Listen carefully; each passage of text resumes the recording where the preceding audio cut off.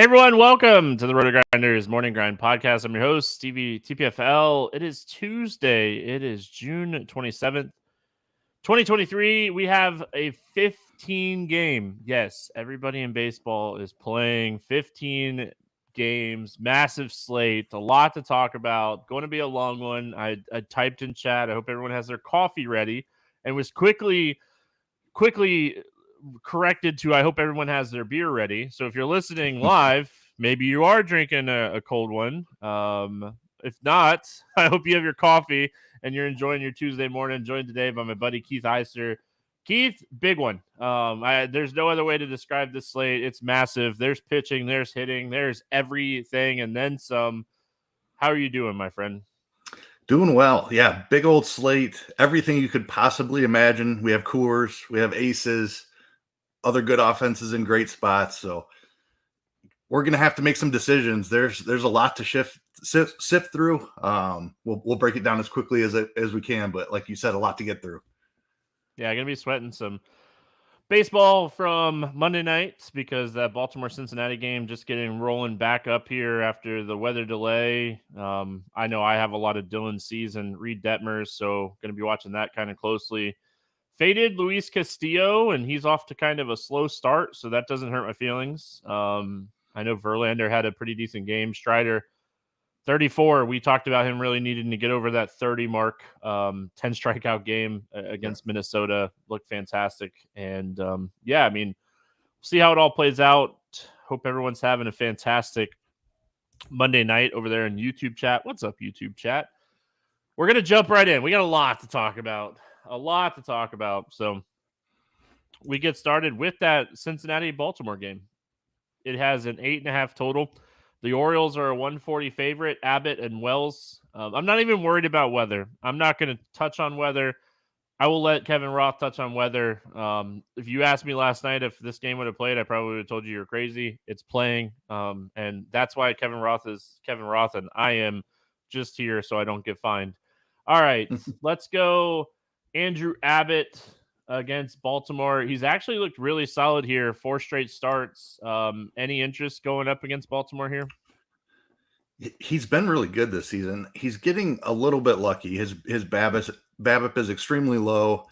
He's been above average with the strikeouts, a little bit above average with the walk rate as well. Baltimore's a really tough matchup. I don't think I'm doing it at 8,600 on this slate in a tough matchup against Baltimore, but he's been impressive. Like I said, there's a lot of decisions to make on this slate. I don't think you're crazy if you want to play Abbott, but I don't think he will be in my lineups. I don't think you're crazy. I think one thing to keep in mind here is Cincinnati and Baltimore are going to use a lot of bullpen on this Monday night game because of that rain delay. Both starting pitchers are going to be out of that game. He could have that 100 pitch leash, which we've already saw his first 2 starts instead of that 90 pitch leash if he's pitching well. So I think this might be one of these spots where maybe you chase a little ceiling here because he does have a really decent strikeout rate. They are going to have a couple lefties in this lineup, which is kind of big, but yeah, I'm not in love with Abbott. I just think if you wanted to chase some ceiling, I don't mind it. I think that you could definitely do that. Wish he was a little bit cheaper. If he was in that 7,100 range like he was against Houston, probably a little bit more interested here. It's a big slate, lot to talk about. Tyler Wells, other side of this game. Tyler Wells has not been a bad pitcher this season. He's a guy that has actually looked pretty good here recently. Strikeout rate's up a few percent. What are your thoughts here on Tyler Wells? Very similar to Abbott on the other side. I think he's a good pitcher. I don't think you're crazy if you want to take shots here in tournaments, but we're going to have cheaper pitching that has upside. We have the studs on the slate as well. So both of these guys just kind of sit in a range that I don't see myself going to very often. This Cincinnati team can hit now. Ever since they've been calling up prospects, they're legitimate. I'm believing what Wells is doing. I think he's putting himself into that above average starting pitcher conversation. Strikeout rate's been above average, up at 26%. Walks are way down at 5.5%. So he's having a great year. I just don't think it's the slate or the matchup. Yeah, it's a tough matchup. I think again, like I think you could take if you're playing 150 teams on this massive 15 game slate. I'm not going to. I'm not going to do that. I think you could take a shot on either one of these pitchers because I do think there's upside with both of these guys, especially same thing for Baltimore, right? That we were just talking about 100 pitch leash, 90 pitch leash. I think if he's pitching well, both pitchers, if they're pitching well, there's going to be so many arms used in the Monday night game that if he's pitching well, maybe this is a spot he gets an extra few pitches and eats up an extra inning. So ceiling wise, I think both of these guys are playable. Batters for Cincinnati, man, Wells, he really kind of struggles with power. So, I mean, I would be targeting power, a little bit more right-handed power than anything else. Maybe a Matt McClain. Ellie De La Cruz obviously has been fantastic against right-handed pitching since getting called up. Way better from the left side of the plate. I'm not going out of my way to stack Cincinnati today. What are your thoughts on the Reds bets? Yeah, I'm not really stacking them, I don't think, but certainly don't mind trying to find a home run off of Wells. De La Cruz can get there in so many different ways with his speed and power. He is always in play, especially hitting from his strong side like he will be today. I like McClain and Steer and India kind of as the guy I'm looking for a one-off home run from, possibly. I like that McClain and India both fill second base. McClain eligible at short as well, where Steer's more first base outfield. So I think I lean to McClain and India, but those are the two I'd be looking to use as one-offs. Probably not a stack for me, though. I like I said, I respect what Tyler Wells is doing. Baltimore side of this game, I kind of feel the same way about Abbott. Like you mentioned, he's got a little lucky as far as like BABIP has gone, but honestly, you look at like the advanced stats for like WOBA and ex-WOBA and stuff. He's been pretty good. Fly ball pitcher, a lot of hard contact against righties. I mean, if you want to play like a Hayes, I think he is someone that's very playable in this spot. Yeah, I mean, I want right-handed power bats. Jordan Westberg got called up on Monday. He's still 2K. I think he'll be popular in this spot. He should. He's actually smoking the baseball in AAA this year. So getting him at 2K, he was popular on Monday night slate, and I expect it to kind of be the same here. He was 35% to 45% depending on the contest you were playing. So completely understand why he's popular. Another good spot for him. Yeah, I have more interest in the Baltimore stack than I do the Cincinnati stack. I think Abbott's a good pitcher too. I like the way Baltimore sets up against lefties, and I especially love that little three-man that you touched on a little bit. Santander, Hayes, and then save some money with Westberg. It's a very nice little three-man. It's not too expensive. Hayes is still only 3,500. Santander is 4,200, and both of them have been absolutely elite against lefties. I'll build out and make a couple full stacks of them as well. You can always play Rutschman if you want to pay up at catcher. Mullins has been fine lefty this season. Urias is a guy they platoon. He is still cheap. McKenna occasionally gets the spot start in the outfield. Hicks is still really cheap. Like there are other cheap pieces. I can see a 5-man stack here. I'm with you. I like the Baltimore side of this game more. Yeah. Still, not like a game that I think like I respect both pitchers' talents in this game. It's not a game that like on a 15 game slate, I'm like, I got to stack this game. It's just not one of those games for me. Agree. All right. Padres, Pirates, 8.5 total. Padres, a 180 favorite. We got Darvish against Hill. Darvish has been someone that has been really good or really bad this season. Fantastic matchup against Pittsburgh. Man, I'm on the fence here. Pittsburgh, bottom 5 offense against right-handed pitching this season. Darvish, when he's on, he can put up 30-plus fantasy points. I think it comes down to ownership, but, I mean, price-wise, it seems like a really fair price tag for Darvish in this matchup. Yeah, this matchup, this ballpark, it all sets up really well for Darvish. He's a little too cheap for this spot. I completely agree with you. Very similar to the Verlander play from Monday night. A pitcher who has struggled a little bit. He's getting up there in age. Maybe he's falling off, but every once in a while, he's still going to flash massive upside. he doesn't have that elite strikeout rate any longer. He's down around 25.5%. But this is a good matchup. The price tag is completely fine. I want to see ownership numbers on him. If he's super popular, I would be open to fading him and even taking a couple of bats against him. But as of right now, without ownership in front of us, I'm interested for sure. Yeah, I mean, a little bit more hard contact this year overall, still generating a good amount of ground balls. Still not like he'll give up a home run or two, but still not a guy that's like typically getting blown up. Outside of his last like 5 starts, like his last 5 starts have been so shaky. He had one really good start against the Cubs, but outside of that, maybe this is the spot, right? Maybe this is the spot he can kind of go out and have a really good start. Some tough offenses. I mean, he pitched in Coors, faced Tampa, faced the Giants, who very left-handed heavy. Darvish is definitely going to benefit from right-handed hitters. So I like Darvish. I like his price. I'm just worried about the ownership. Rich Hill, I mean, gosh, this guy, he's like the most tilting pitcher in baseball. I don't think I'm doing it against a top 5 team in baseball against left-handed pitching. Should I be? I don't think I'm doing it. It's a 15-game slate. If Rich Hill goes out and puts up 25, I get it, but I think he lives in that like 5 to 15 range tonight. Yeah, it's a tough matchup here against San Diego, and we have pitchers down in this range that I know we want to target. There's enough pitching on this slate where I don't think even though the cheap guys are going to be all that popular. So I maybe we need a pivot in this range. I still don't think Rich Hill's the guy though. 15-game slate. 15-game slate. So, bats for San Diego, they're expensive. It's a stack or fade spot for me. You know, it's kind of like a neutral ballpark shift going from San Diego to Pittsburgh, but it would be a stack or fade, and I don't think I get to them on a 15-game slate. Yeah, I don't think so either. I don't mind chasing home runs, but like you said, they're expensive. So it's tough to do. If you think Nelly Cruz has anything left, he's 2,900. But right-handed power in Pittsburgh it's a bad park for right-handed power. So like that, you're going to want a right-hander more than likely against Hill. I don't see any one-offs I'm in love with. You can certainly play Tatis, Machado, Bogarts, but they're expensive, and we're going to need as much money as we can find on the slate.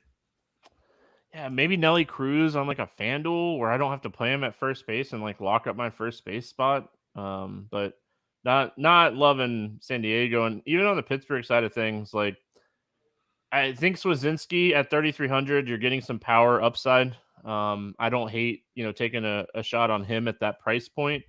But outside of him, I mean, there's nothing really like I have to play this guy. Marcano is 2,100, but he's kind of slowed down after a hot start. I think this is a spot. Maybe Swazinski power upside would be the only thing that I have interest in Darvish. Yep, exact same name I had for this spot. The power bat, left-handed against Darvish. Left-handed power plays better. He's cheap. You can use him as a one-off. That's about all I'm interested in. We're moving on. It's 15 games. We're not wasting any time. San Francisco at Toronto. No total in this game. It sounds like Gausman is pitching. We know that. It sounds like Walker is going to open and Alex Wood is going to long relief for San Francisco. It's a 15-game slate. We're not messing with an opener situation on a 15-game slate, right? Yeah, no chance. I mean, Wood's really cheap, but he's got a matchup here against Toronto. He's not going to go more than 80 pitches. No thanks on Wood. Gausman, 11K, one of the highest priced pitchers on the slate. What are we doing with Gausman here going up against this Giants team? I mean, there's a lot of strikeout upside on this Giants team. Gausman has been one of the best pitchers in baseball. I know he's slowed down a little bit here. Just 6 Ks his last time out, only 4 the 2 times before that. Before these last 3 starts, I mean, he was literally the best pitcher in baseball. Now he's just kind of in the conversation. I still believe in the talent. The splitter is absolutely nasty. San Francisco strikes out plenty. They're making us pay for it. There's other upside pitchers on this slate, but I think I have Gausman right at the top for me. He's the best pitcher on the slate. Yeah, he's up towards the top for me. I think it's going to come down to him. Gosh, like you look at the matchups, man. Like if Kershaw was at home, he would be my favorite pitcher on the slate. The fact that he's pitching in Coors makes it a little bit tougher. because I mean, I would love him in this spot against Colorado at his price point. So I think it's tough. I don't know if I would him or Ohtani. Like Ohtani is finally looked fantastic last time out against the Dodgers. He gets a White Sox team that I love picking on just in general, especially, I mean, with a strikeout guy like Ohtani. So I think I would prefer Ohtani like as my number one, but like who's not to say like 1A, 1B, right? Right. I think they're both up there. Ryan has a tough matchup against Atlanta. Valdez, he is a guy that we're definitely going to talk about that can go out and have a good start. But overall, I'm with you on Gausman. I think he's a guy that has plenty of upside in this spot.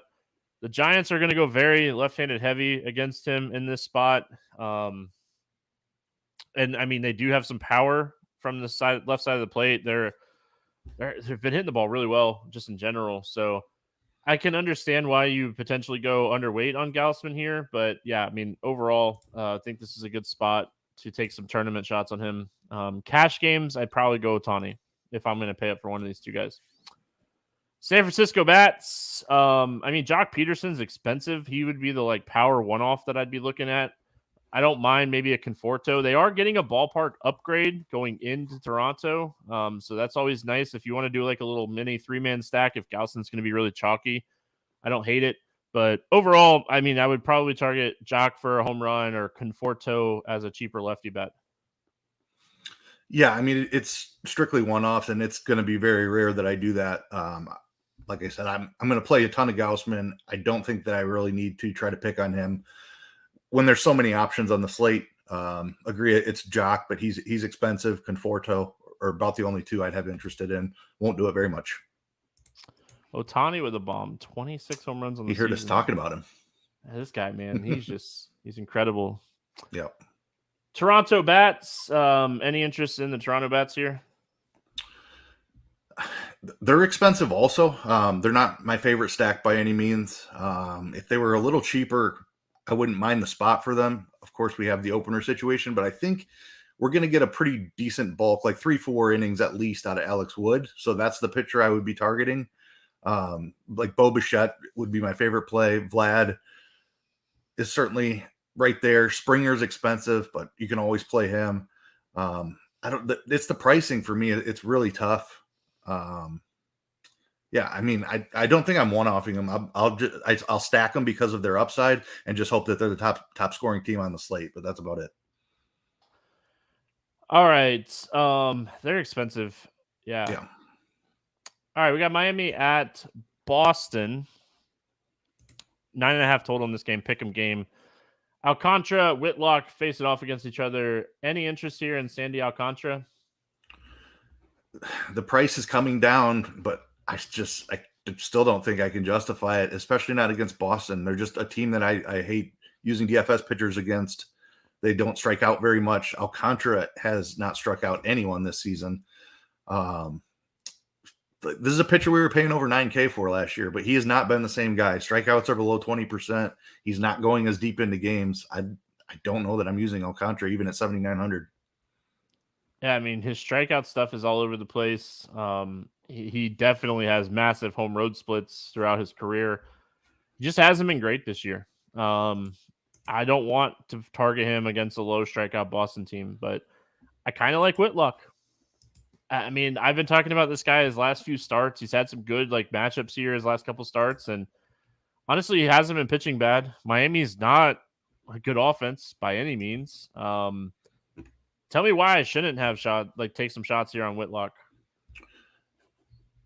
I don't think it's crazy at all. I think there are two pitchers in this range who I like slightly better, but Whitlock is in play. I will have some exposure here. It's the matchup. It's a great matchup here against Miami. There's just not a lot of power to be afraid of. If this game were in Miami, I would have a ton of interest in Whitlock. Being in Fenway does dock him slightly. But yeah, there's no power to speak of on this Miami side. They strike out plenty. Yeah, I'm interested too. Like I said, there's two other guys in this range that I think I prefer, but Whitlock is in play. There's other guys in this range that I like as well. For what it's worth, I feel like this is a spot that man, maybe he just goes a little overlooked because it's a 15-game slate. It's a 15-game slate. You don't have to really like focus in on ownership on a 15-game slate. Yeah, so, he's going to be under 10% for sure. Yeah. He's a guy that so if I do like a 3-incher max, like I typically do, I'll probably have him on one of 3. I think the matchup is good enough. Miami's not a team it's going to go out and crush you. Yeah, I mean, I have a hard time not having interest in Whitlock in this spot. Jazz being back helps the Miami offense a little bit. Not enough for me to fade Whitlock in this matchup. Miami bats. I mean, Jazz.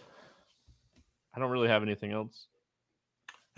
Yeah, Jazz and Soler would be the two I'm looking at, but they're both priced appropriately at $5K.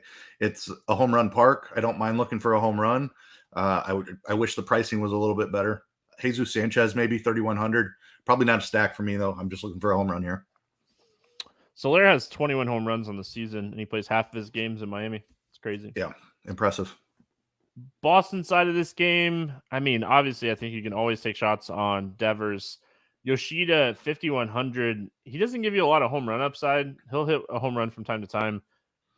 I mean, I don't love Boston in this spot. I don't hate it. It'd probably be like a 4-4 type of stack if I was going to get interest in Boston here, just because I don't think they have a lot of great value options.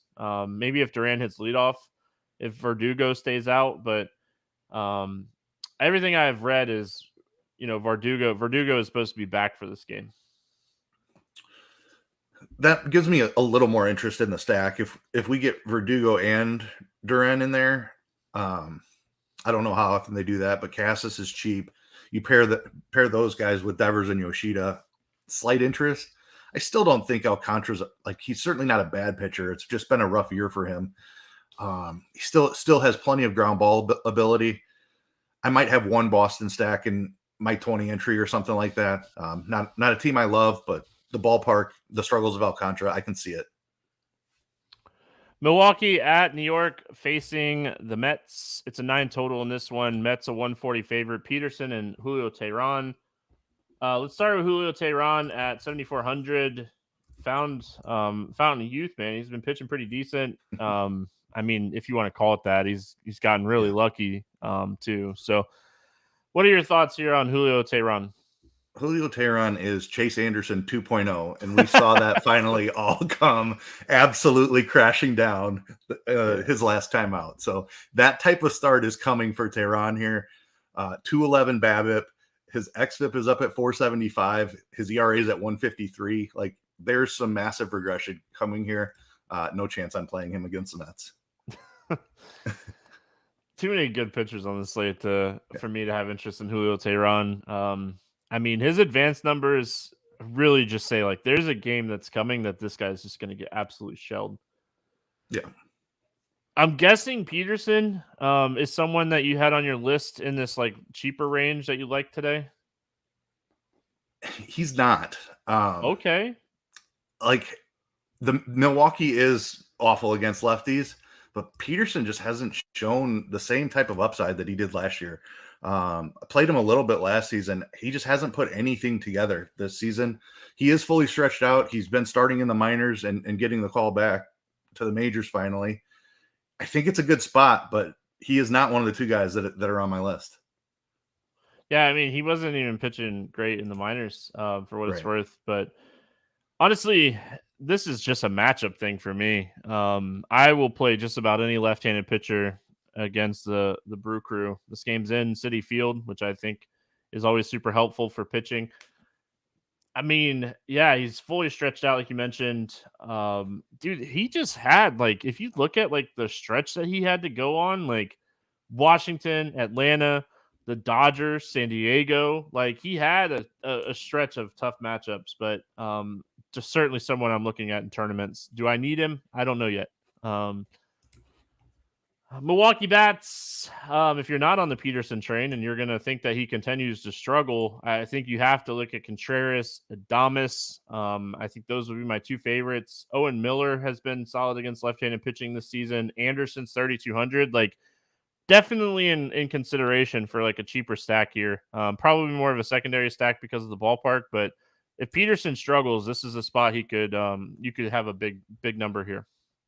Yeah, you nailed it. Because of the ballpark, it's going to be more of a secondary stack for me. There are absolutely pieces that I want to play here. Contreras as a catcher that smashes left-handed pitching, love that. Miller can fill a second base position, certainly like him. Weimer's a guy with power who I've played a little bit. He's still only 2,600. But yeah, like you said, just a secondary stack here.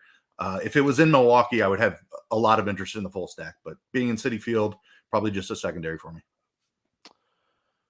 Any interest in the Mets bets? I want to so bad. Yeah, I mean, I played a lot of them on Monday night. Did not work out well. They're struggling bad right now, but I think I'm going right back to it. Just too tempting to try to find that game where Tehran blows up. Pete Alonso was really low on Monday night. I expect that to be the case again here. Lindor's been hitting for more power. Marte got on base and stole on Monday as well. It's been a rough season for him, but he's 3,700. He still brings that speed element. Alvarez as a catcher. McNeil as I'd only play him in a stack because he's not going to hit you a home run, but he can get on base and score a couple of runs in a stack. So yeah, I'll have a couple full Met stacks. All right. Minnesota at Atlanta is where we go next. We have Elder facing off against Ryan, 9.5 total. The Braves are 150 favorite. Joe Ryan, we know the talent is there. Coming off of just an absolute stellar against my Red Sox. What are your thoughts here on Joe Ryan going up against Atlanta? Yeah, I mean, I did not have any of Joe Ryan. I just said earlier on this show that I don't like playing pitchers against Boston. I didn't play him much in that spot, and he went out there and shoved. Another spot that I don't really like him. Atlanta is just one of the best offenses in baseball. He's 10-8. We're not getting a discount at all here. So it's really tough. It's in Atlanta. The weather's getting hotter. There's too much risk for me to want to pay almost 11,000 salary for this guy.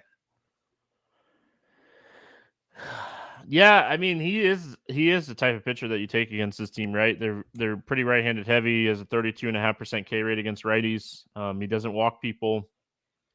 He's the strikeout guy you attack this team with. So if he's going to be less than 10% owned, I mean, he's one of a handful of guys that can put up 35 plus points on this slate. So in that aspect, I think maybe in large field tournaments, if you're playing a very top heavy large field tournament, you take some shots on him. But I mean, Keith nailed it. This is one of the best offenses in baseball. This offense is no joke. They're not a push around. The numbers, the advanced numbers have them as one of, if not the best offense in baseball.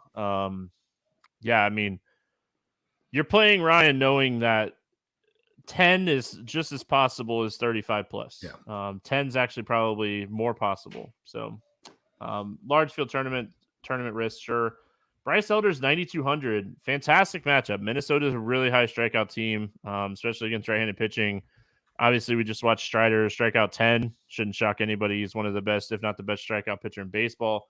Elder's not a huge strikeout guy, around 21% this season. Down a little bit here recently. Do you have interest in Elder going up against this offense? I think he's a safe option, and I do think that the Minnesota matchup helps the upside a little bit. I still would much rather play Darvish over him. We'll get to Kopech later on. I think I'm on Kopech over him. It's a good matchup. That's the only reason I'm even considering it, is because it's literally the best strikeout matchup in baseball. Minnesota does have some power they can beat you with, but they are not afraid to strike out. And a guy who struggles with his strikeout rate as far as ceiling and DFS goes definitely gets a bump for me when they have a great matchup like this. If he were 8,200, I would have a ton of interest. 9,200, even if there's a little more strikeout upside here, I still don't know if he can pay that price tag off. Here's the kind of contest you're playing, right? If you're playing like a single entry or 3 entry max, maybe Elder's more playable in those type of contests. But if you're playing a large field tournament, I don't know if he necessarily has the ceiling to get there for you. I mean, if there was ever a matchup to get a ceiling spot, this is definitely one of those offenses. They still have a massively high, I think it's the highest strikeout rate in baseball. As of yesterday, it was. Yeah. Yeah. And So striking out 10 times against Strider certainly isn't going to help that strikeout. It's not going to help the cause of that. Anyway, man, my boy Detmers, dude, he got first and second on and just struck out 3 straight. That was a really nice bounce back spot. Nice. Whew, made me nervous. Yes, I'm watching that game. Yes. Doesn't shock anybody. All right. So I think it's the type of contest you're playing. I think Elder, if there was ever a ceiling spot, this would be it. Like you said, I think he's kind of safer. I don't have any interest in the Minnesota Bats. I mean, the one thing I'll continue to say is Julian is hitting leadoff at 3,100. He has the platoon, but honestly, like Elder's very, very like platoon neutral type of pitcher. He doesn't really struggle. He has pitches that he can use against like both handiness. He's a sinker baller with a heavy slider mix. Like that works against lefties and righties. So yeah, I mean, I don't really have a ton of interest here.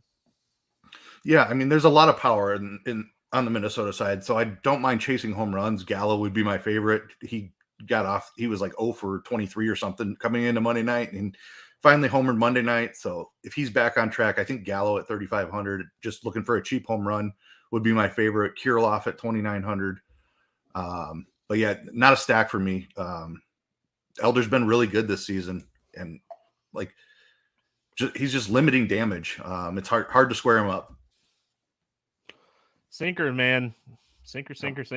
I mean, just giving it a quick look, this team struggles against sinkers. Maybe I have more interest in Elder than I should have more interest in Elder than I do. But Atlanta Bats, stack or fade for me. There's no in between. I'm not one-off chasing at these prices. Like if I have 2 cheap pitchers that I like enough to make it an expensive Atlanta stack against Joe Ryan, all for it. I mean, it's the summer and Atlanta is hot Atlanta, man. Ball's going to be jumping out of the ballpark there when you're hitting it hard, but I don't have interest in like one-offs here against Ryan.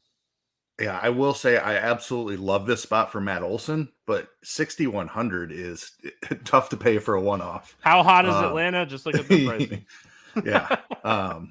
I like Ryan's an awesome pitcher. I'm a huge fan of his, but Olson is the type of guy that can beat him. Rosario is a cheaper option, but he's up to 4K now. Yeah, I think I agree with you. Either you just go all out and stack it and hope that they get Ryan out of there super early and into the front of that bullpen, or there's really nothing here. All right, Houston at St. Louis, 8 total in this game. The Astros a 120 favorite. Montgomery going up against Valdez. Valdez is 10-1. Price tag seems pretty fair from him when we're looking at like the pricing overall. Tougher matchup. St. Louis is a team that when they're hitting, they're very good. They should be very good against left-handed pitching. But what are we doing with Valdez in this spot? Yeah, I think the slight discount down from Gausman and Ohtani puts him in play. I don't love the matchup for him. St. Louis sets up really well against lefties. It's just Valdez he's a guy that can get around any lineup because of his ground ball ability. It's not a great strikeout spot either. His strikeouts are up slightly this year. We just saw him strike out 9 Mets, which is not a great strikeout matchup either. So he does have the upside in there. It's going to depend on ownership. If he's low owned, I'll want to make sure I'm over the field on him. If he's going to be 15 to 20%, I'm fine fading him too. Yeah, again, I don't think I'm like uberly concerned about ownership on this biggest slate. I think he's super playable today. I think overall he's kind of priced fair. Montgomery on the other side of this game, finally starting to put it together. Has had some decent matchups here recently too, which hasn't hurt. He's 7,200. Any interest in Montgomery here? Still no Yordan. That certainly helps his case. He's cheap. Altuve banged up too. Yeah, I mean, yeah, I think I do have some interest here. He's going to face 8 righties though. That's the downside, right? That is the downside, but I mean, who are we afraid of here? Jose Abreu, Chas McCormick. Listen, I just said he was going to face righties. I didn't say I was afraid of any of the righties. This could be a real bad Houston lineup, especially if Altuve sits also. I think if Altuve's out of the lineup, I might have some Montgomery. Yeah, I mean, lineup definitely always comes into factor. He is definitely worse against right-handed hitters than he is against left-handed hitters, but his strikeout rate goes up against righties. Yeah, I mean, I think again, like large field tournaments, Jordan Montgomery's a talented pitcher. This is not a. I mean, Bregman. Bregman's the answer to your question. Who should we be afraid of? Bregman. Maybe not this year though. Right. All right. Houston bats. Anything jumping off to the page here? I mean, this is why Montgomery might be playable. Exactly. I mean, they are cheap, so I don't mind. Like some of those names I rattled off: Abreu, Diaz if he's catching, McCormick, Myers, Jolks. Those cheap outfielders and catcher, you can make a secondary stack. I think Montgomery's the more talented side of this matchup, but Houston as a cheap secondary, I can get on board with. Yeah, I mean, if they play Diaz, I mean, they don't play him every day, but if they play him in this spot, I would definitely have some interest in him here. St. Louis, I mean, I don't want to play bats against Valdez. Like, I know Goldschmidt and Arenado, they've been great against left-handed pitching throughout their career. He's just on another level about generating ground balls and not getting blown up. Yeah, completely agree. One of the worst pitchers to stack against in all of baseball. So don't think I'll be paying these prices for St. Louis. Isn't allowed a home run in 6 games. Detroit at Texas. No total in this game. We know Perez is pitching. Sounds like Matt Manning is going to get activated off the IL and pitch in this one. He did do a couple. I think he did 2 or 3 rehab starts in AAA, and they were not good. So it sounds like he's 5 or 6 walks in his last one. Yeah, we're not playing Matt Manning against Texas anyway. Nope. Do you have any interest in Perez against Detroit? When I first opened the slate, I had to do a double take on this price on Martin Perez, 5,700 on DK. And then I went and looked at the numbers, and I understand why he's 5,700. Strikeout rate has just evaporated. He was like a league average strikeout pitcher last year. He's all the way down to 15% this year. There's no upside here. And it's a pretty decent matchup against Detroit, but I need to see it from Perez for probably a couple 3 starts in a row before I consider him. I don't know if I'll ever play Martin Perez again. Maybe if he pitches against Milwaukee. Who else is really bad against lefties? Colorado. Maybe if he pitches against Colorado. Anyway, all joking aside, I don't have any interest in Perez. As far as the Detroit bats, I mean, I could see myself going back to Detroit. I talked about this in Expert Survey. I talked about it on the podcast yesterday. There was a lot of cheaper bats here, and honestly, like Jake Rogers has some power. Zach Short has a little bit of power. Albanez has some power. Torkelson has some power. Like, they're just cheap. And when I used them, it was like a one-off 2 or 3 man. And it was just to make pitching work on some of the stacks that I really liked. It worked out on Monday. Not to say it'll work out again, but I mean, they're cheap. They're really cheap. Perez, like you talked about, has not been great. I could see myself going back to the well on some of these Detroit bats. Yeah, I'm completely with you there. Just like like we talked about with Houston, like cheap value pieces that help you pay up for a stack and then get some really solid pitching in there as well. Like it's going to be easy to pay up for your full 5-man stack when you have a secondary like Detroit, who's all in the low 3Ks. Torkelson's the guy that jumps off the page for me at 3,200. Don't mind Baez at 3,600. Rogers hit a home run Monday night at cheap catcher. An amazing call on Ibanez by you on Monday night. Got that home run. He's still 2,200. But yeah, like this for sure is a 3-man I will definitely be utilizing. Yeah, him and I mean Jake Rogers, he has a 500 ISO against left-handed pitching and 40 plate appearances. And honestly, that's before we even incorporate Monday's stats into everything. And I mean, he hit a home run, so his ISO is not going down. So yeah, he's cheap catcher alert. Even if Rogers doesn't catch and Haas catches, both of these guys, I would much prefer Rogers. He has more power. Both of these guys are in play at catcher here. Texas. I mean, this seems like one of the best stacks on the slate. Like Matt Manning is someone I want to pick on. He has been awful in his rehab starts. I mean, yeah, I want to stack against this Matt Manning and Detroit team. Yeah, I completely agree. But Texas is like, we're pretty deep into the season here. I don't think Texas is going anywhere. Their offense is legit.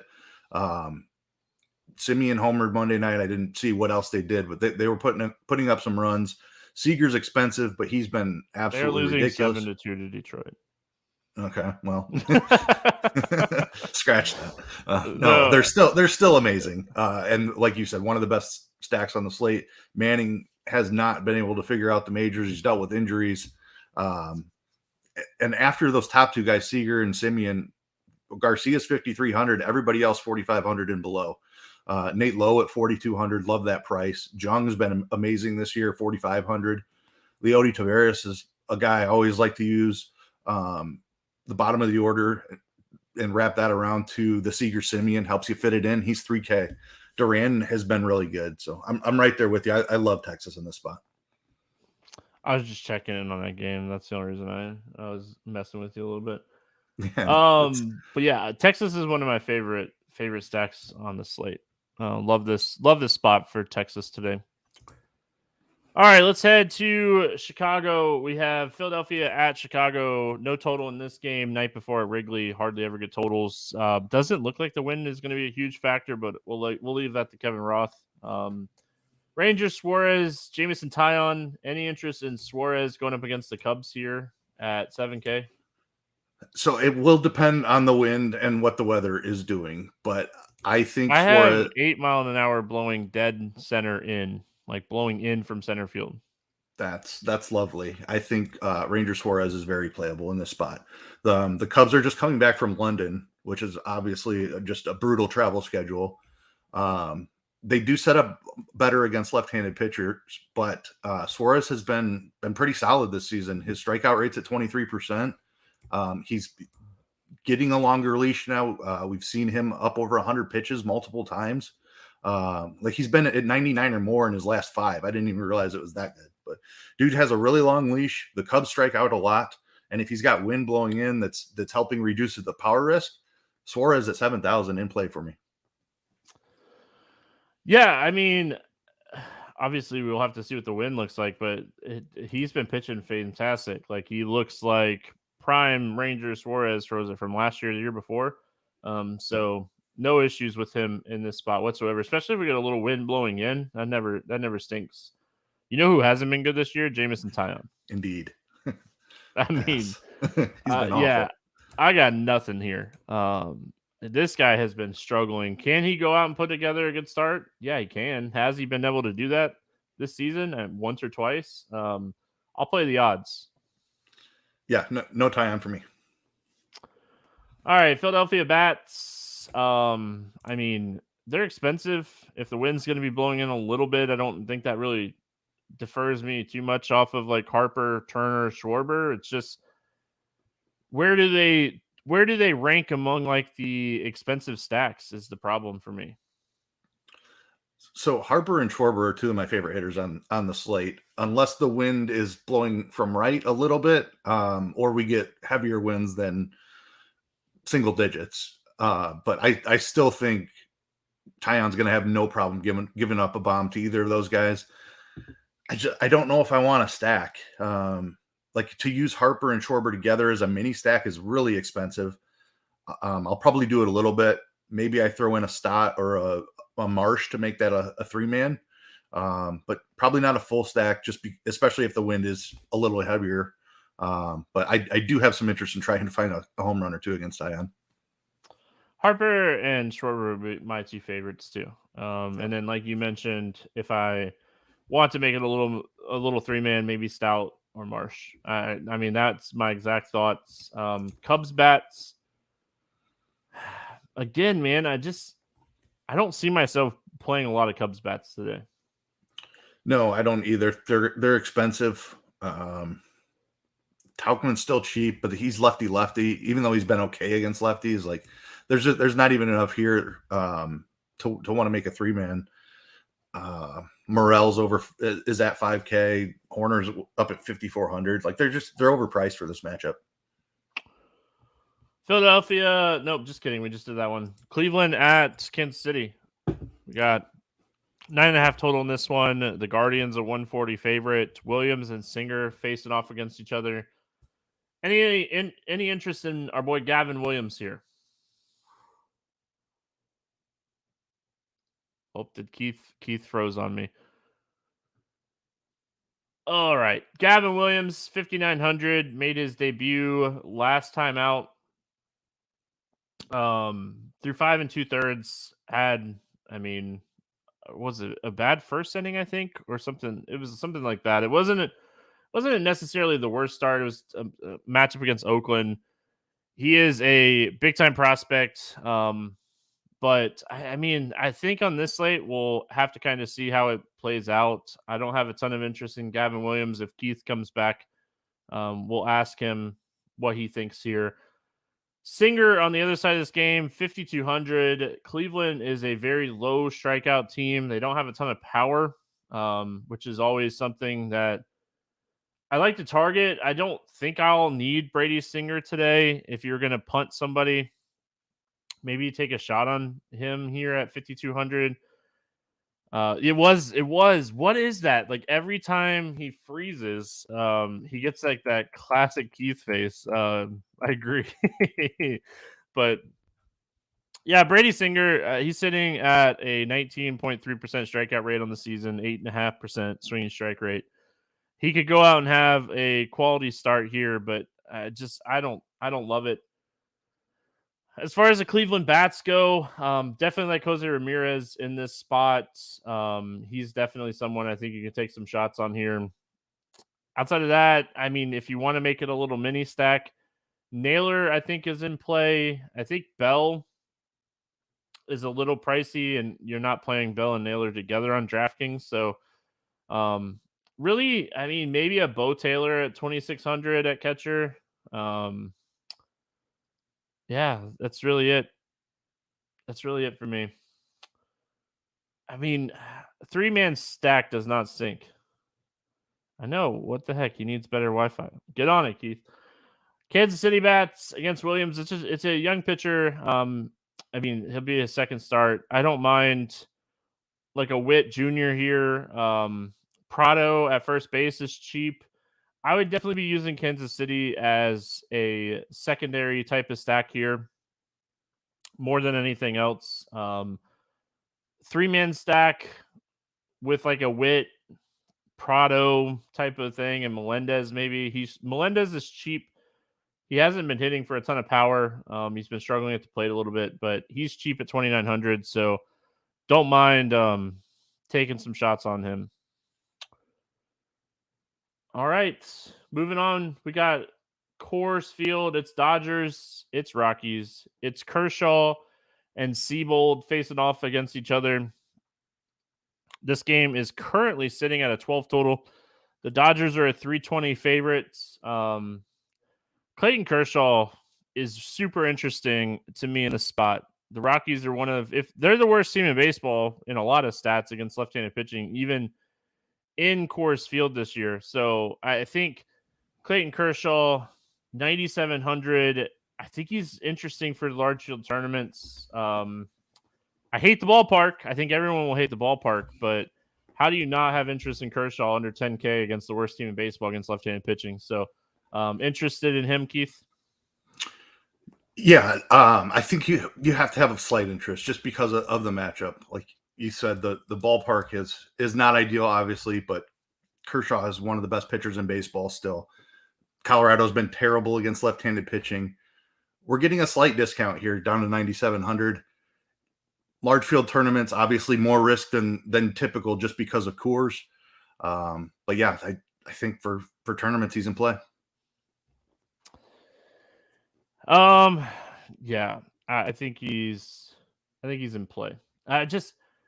He's the best pitcher. He's going to get run support. He's under 10K. I hate the ballpark, but love the matchup. We're not playing Connor Seabold. He's awful. Nope.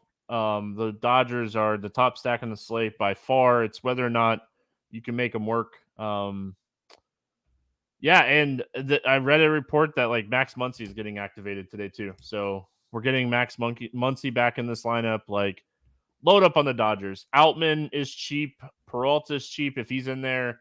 Hayward, 3,100 in cores. I mean, sign me up for the Dodgers today. Yeah, absolutely. I mean, they're going to be the chalk of a slate. Even on a 15-game slate, I still think they're going to be pretty heavily owned. Because there's so many games, it's not going to be like outrageous or anything, which it does help. But just the way some of these value bats set up with Freeman and Betts being, and Will Smith just being incredible. Muncy coming back is huge, 5,200. So not really getting much of a discount on him. But then you can make you pick 2 or 3 of those guys and pair them with the Haywards, the Peraltas, Outman, Vargas if he's in there. Like Michael Busch probably ends up getting sent back down because if Muncy gets activated. But if Muncy weren't to make it back and Busch is in there, 3,300 would be another value piece. But yeah, Dodgers pretty easily top stack on the slate. I don't like the Rockies at all. If they're going to be low owned, maybe, but I mean, it's hard for me when you look at this lineup when it comes out and you're like, oh, and you look at Kershaw, yeah. You get a bump because you're in cores, but you don't get a bump when you're awful. I mean, yeah, there's no reason. Even in cores, I don't think there's any reason to try to pick on Kershaw. Nope. All right, we got White Sox and Angels 8 total in this game.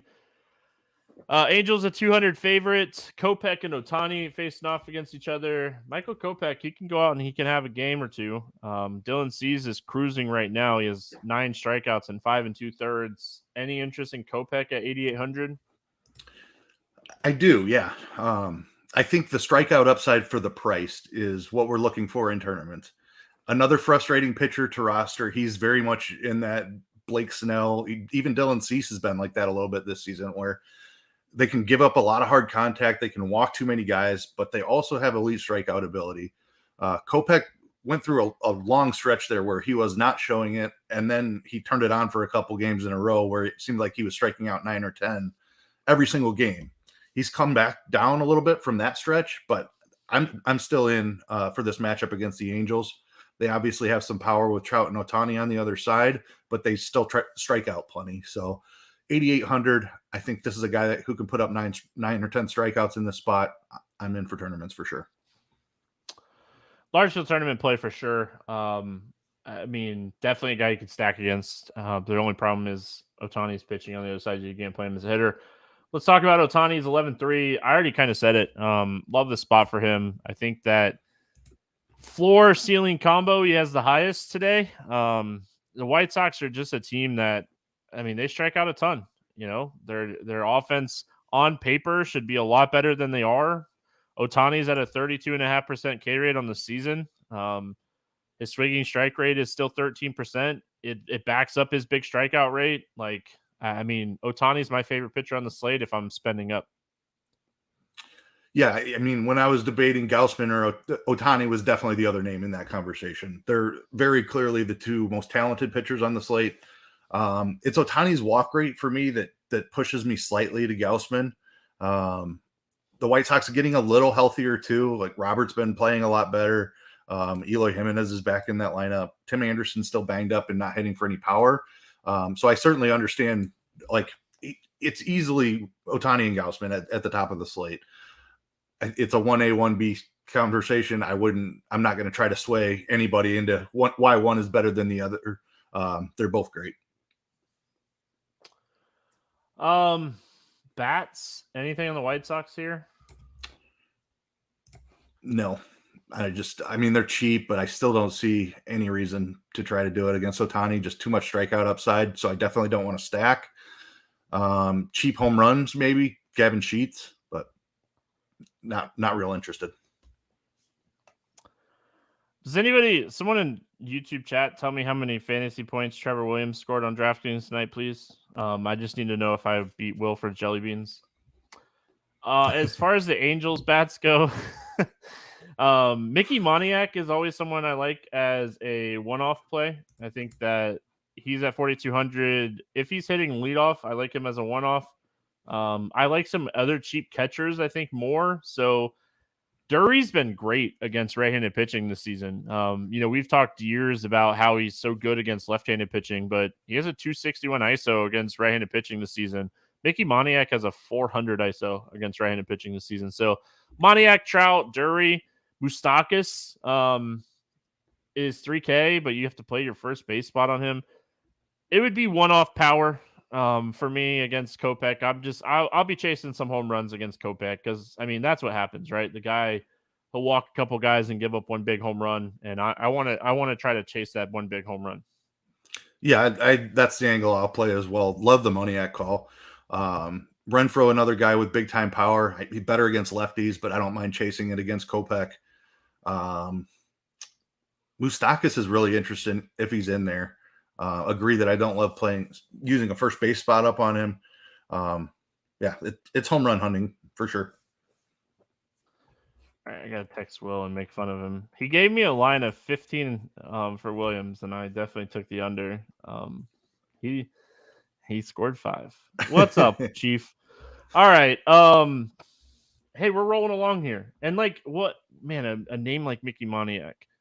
Really quick before we move on to this New York Oakland game, did you have any quick thoughts on that Cleveland Kansas City pitching or hitting?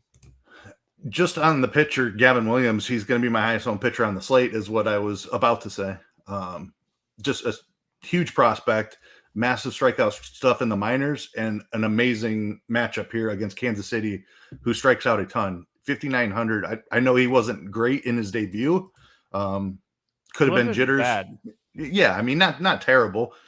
It was a great matchup against Oakland, but I'll give anyone a pass on their major league debut. This is a super talented prospect. I'm going to be playing a ton of Gavin Williams. Yeah, I mean, big prospect. You're interested in him more than I am.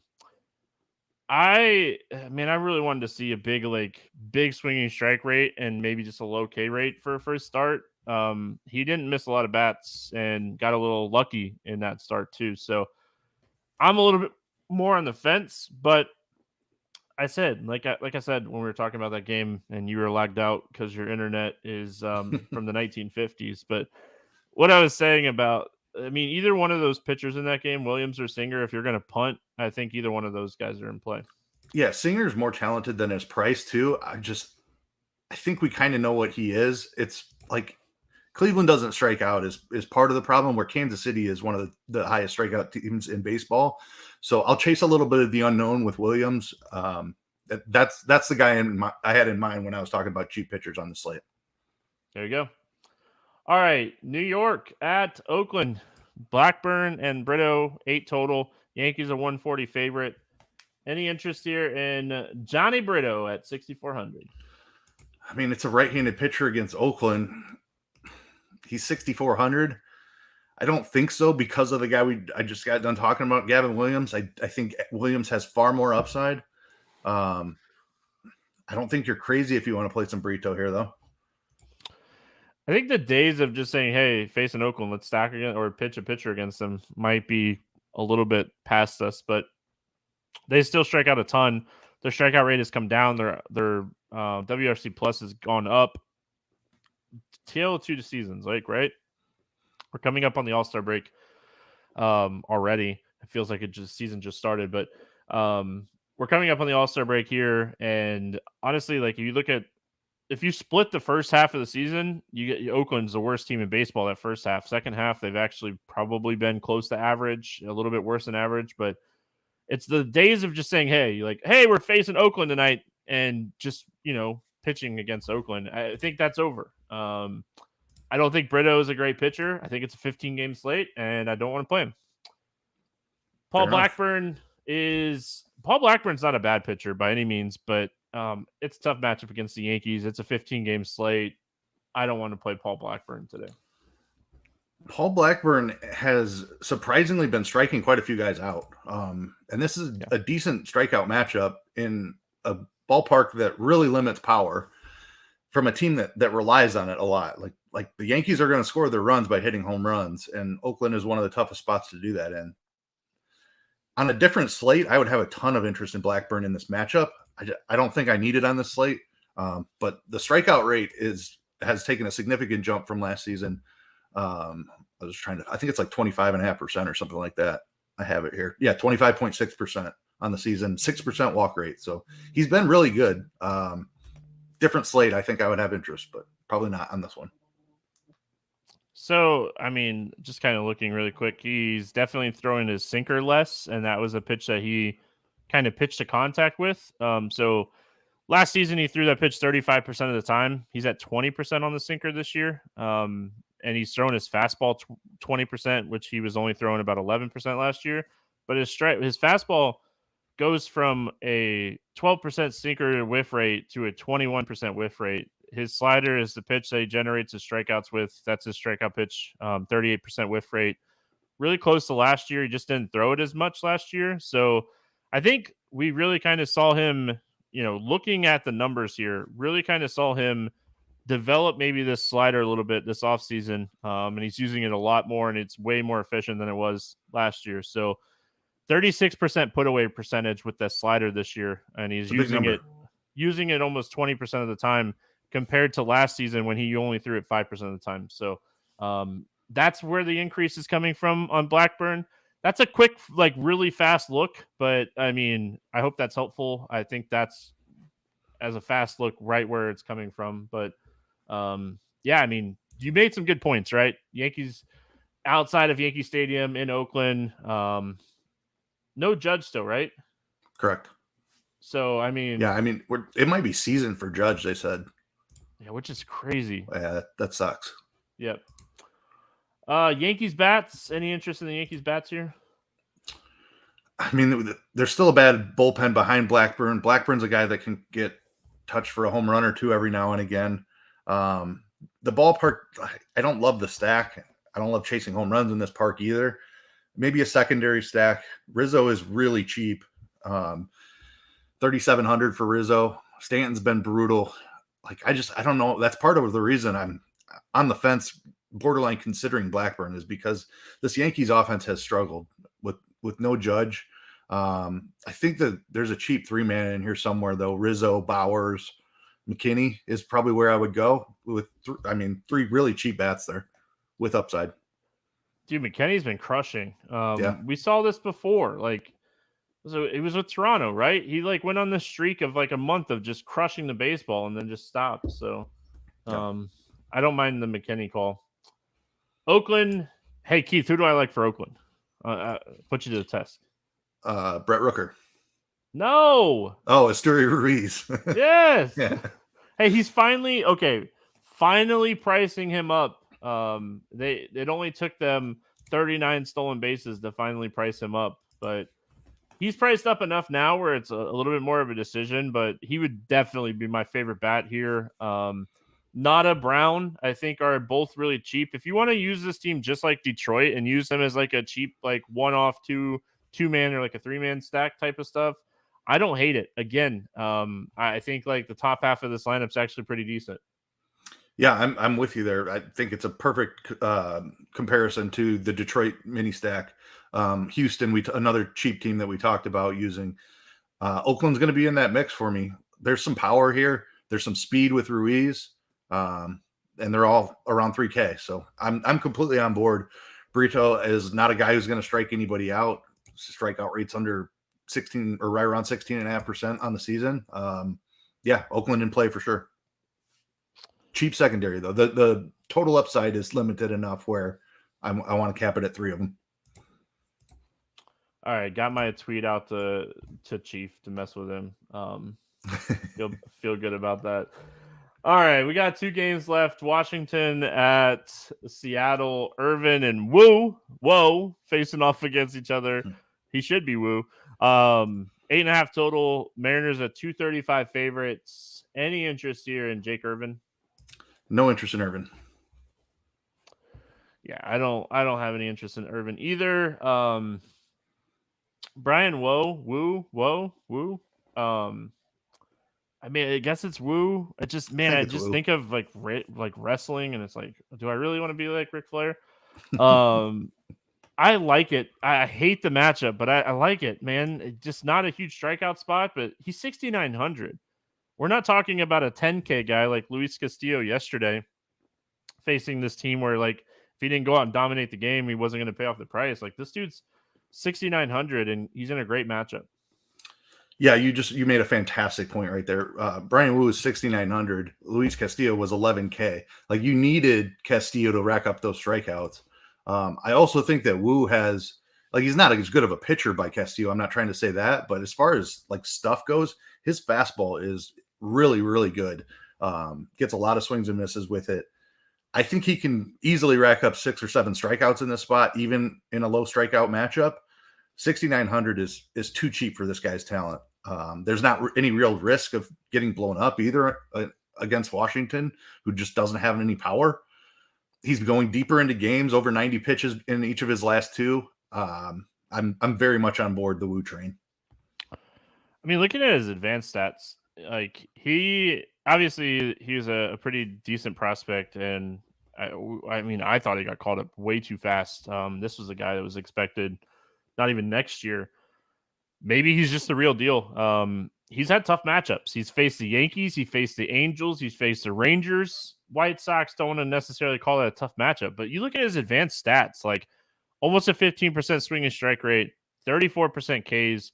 His xFIP and Sierra are under 3. His whip is like 1.2. Like, I love it. I think he's too cheap.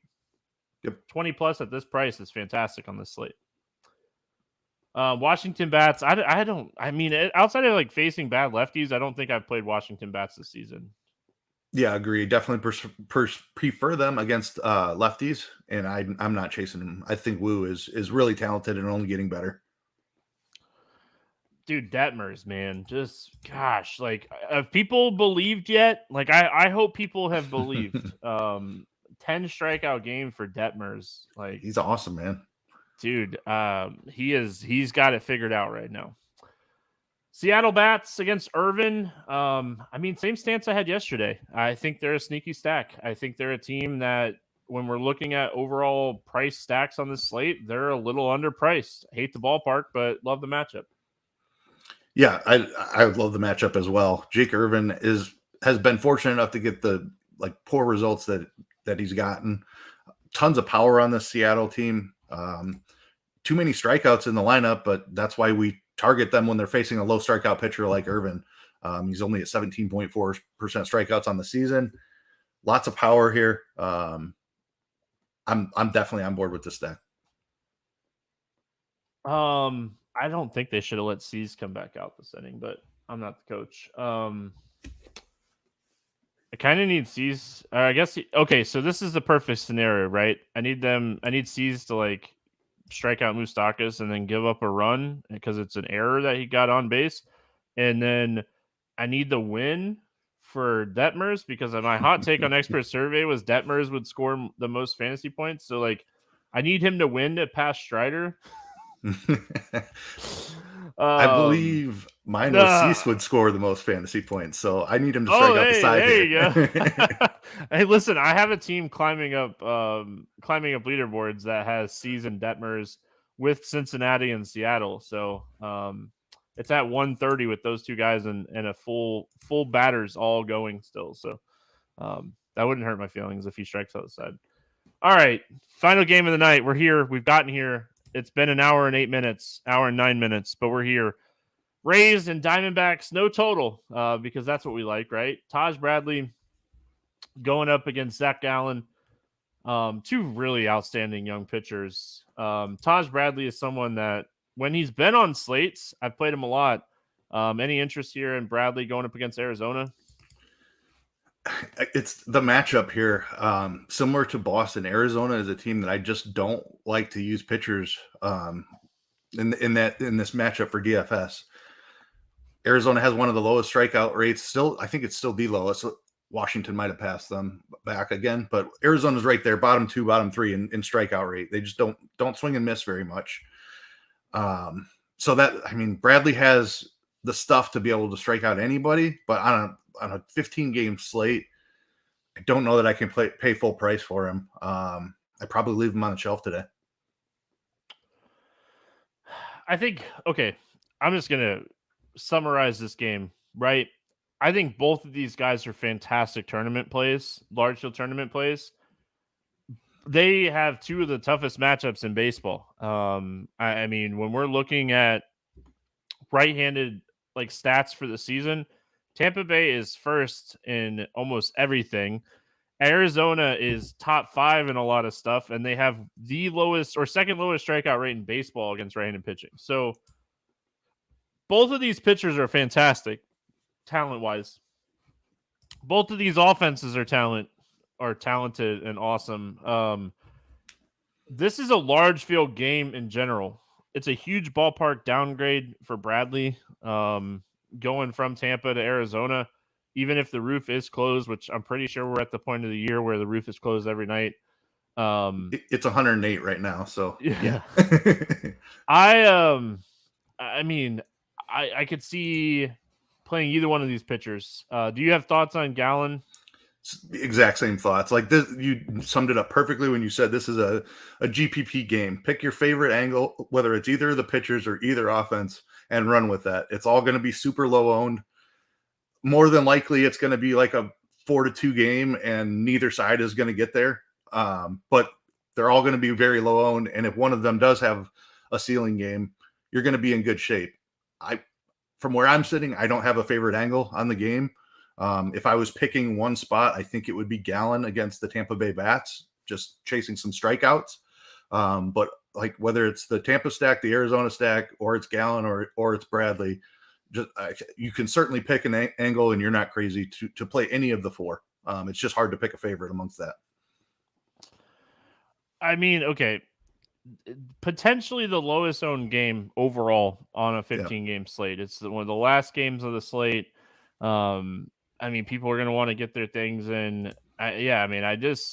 For me, bats in this game are tough too. I mean, it's two really talented pitchers. Both offenses are expensive. Like, I don't have a lean on this game, but also like the ownership on this game is like really, really crazy.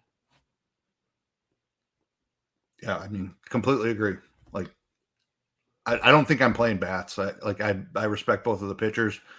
And I'm not even sure that I need either of the pitchers either. So but that's the way the whole field is going to think as well. So I don't know. Nothing in the game is crazy, but nothing is that exciting either. Just because you've got all four sides are good. Yeah, Tampa. This is the game. Like Tampa is like 2% on the scores, like 15 runs. Yeah, seriously. All right, morning grind game, and then we'll get out of here. Under 8K to get 6 or more strikeouts. There's options everywhere. Who do you got? Yeah, there's quite a few options down here today, actually. I will go with the young guy, Gavin Williams, against Kansas City. Love this matchup for him. Well, if you're going to go young, I'm going to go young too. Give me Brian. Woo! There you go. All right, over 8K to score under 15. I took one of my headphones off to make sure I didn't do it too loud, wake my kids up. Over 8K to score under 15. Who's your bust today? Oh, man, this is tough to say because I love this guy. But it's just too tough of a matchup for Joe Ryan. I'm not paying 10-8 against Atlanta. I am going to go Kopech against the Angels. Over 4K to hit a home run, not in Coors. Who is going yard today? There's plenty of options. Yeah, I'm going Kyle Schwarber going back to Wrigley Field, facing Jameson Taillon. Hopefully that wind's not blowing in too much because this is an awesome spot for Schwarber.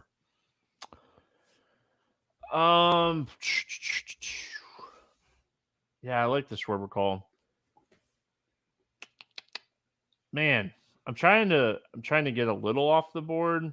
I think this is give me Devers against Alcantara. I think that's enough off the board because of his price. Sure. Under 4K to get 2 hits. Who do you got? Let's see. Give me Jordan Westburg. Hopefully he's not too popular. I don't think he will be as popular as he was Monday night, but just way underpriced for his talent level. I think Abbott's decent. I'm just not buying that he's going to maintain. I mean, he's not going to maintain an ERA under 2. Let's just say that.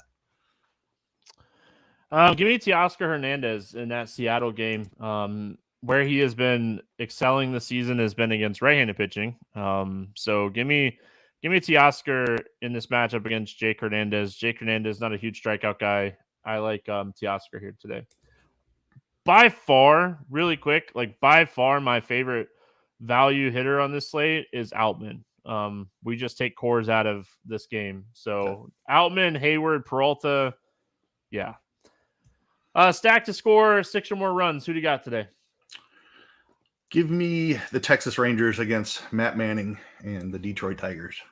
Love it. My favorite stack by far on this slate is Texas. I like the whole game. I'm not going to say Detroit scores 6 runs, but I like the whole game. Going way back to early podcast, hours and hours and hours ago. Give me. I know it hasn't been that long. I'm just kidding. Give me Toronto against that bullpen type of game from the Giants today. Stack, or we did stacks. We did everything. Any final thoughts before we get out of here? I don't have anything else. It's going to be a wild one. Lots of decisions to make.